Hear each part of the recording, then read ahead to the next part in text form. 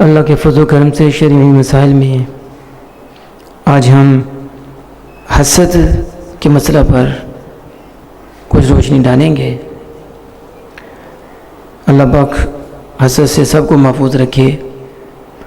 حسد یہ ہے کہ کسی کی نعمت، کسی کے پاس جو نعمت ہے اور جو اسے کوئی شان ملی ہے، جو مقام ملا ہے، جو نعمت ملی ہے، اسے دیکھ کر جلنا اور یہ تمنا کرنا کہ یہ اس سے ختم ہو جائے، اس سے زائل ہو جائے، اس کی شریعت میں مذمت کی گئی ہے اور یہ جائز نہیں ہے۔ حدیث پاک میں آتا ہے کہ حسد گناہ کو ایسے کھا جاتا ہے جیسے لکڑی کو آگ کھا جاتی ہے، کچھ نہیں اس کا چھوڑتی، اس طرح حسد بھی نیکیوں کو اس طرح کھا جاتا ہے۔ لیکن بدقسمتی کے ساتھ آج یہ سمجھیں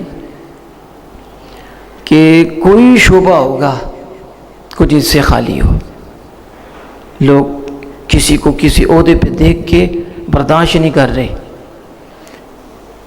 کوئی علم والا ہے تو اس کو وہی برداشت نہیں ہے، نیچے والا اس پہ جل رہا ہے، کسی کو پذیرائی مل رہی ہے تو اس سے جل رہا ہے، کسی کو دنیاوی اعتبار سے آسائشیں ملی ہیں تو وہ اس سے جل رہا ہے، وہ اس سے جل رہا ہے۔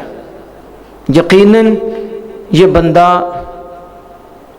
تباہ ہو رہا ہے، اپنی بربادی کر رہا ہے اور اس سے سکون نہیں ہوتا، یہ جلتا رہتا ہے، اس کے اندر آگ لگی رہتی ہے۔ اور شاہ صادق رحمۃ اللہ فرماتے ہیں حاسد مر جا، کیوں؟ کیونکہ ایسی چیز مرنے کے بغیر نہیں جائے گی۔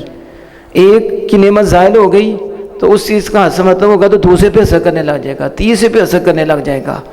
تو حضرات محترم حسد نہیں کرتے، مومن کی یہ شان نہیں ہے۔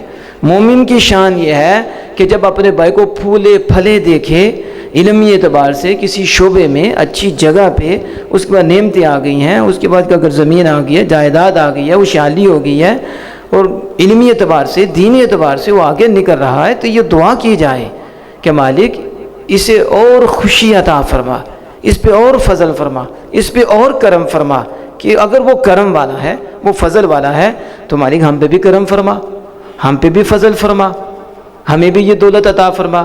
ایک بندہ اللہ کی راہ میں خرچ کر رہا ہے تو جلنا نہیں چاہیے، مالک تیرا کرم ہے، اس پہ تیرا فضل ہے، اسے اور عطا فرما، یہ تیری راہ میں خرچ کرے، تیرے بندوں کی خدمت کرے، مدارس مساجد کی طرف توجہ کرے، غرباء کی طرف توجہ کرے، اور ہمیں بھی مالک عطا فرما کہ ہم بھی اسی طرح بلکہ اس سے بڑھ کر تیری راہ میں خرچ کریں۔ تو یہ مومن کی شان ہے۔ حسد مومن کی شان نہیں ہے، بلکہ حسد والا بندہ خسارے میں ہے، اس کا بہت نقصان ہوتا ہے۔ اللہ پاک سے دعا ہے کہ ہمیں اس آگ سے محفوظ رکھے اور جو اس آگ میں پھنسے ہوئے ہیں مالک انہیں نجات عطا فرمائے۔ وآخر دعوانا ان الحمد للہ رب العالمین۔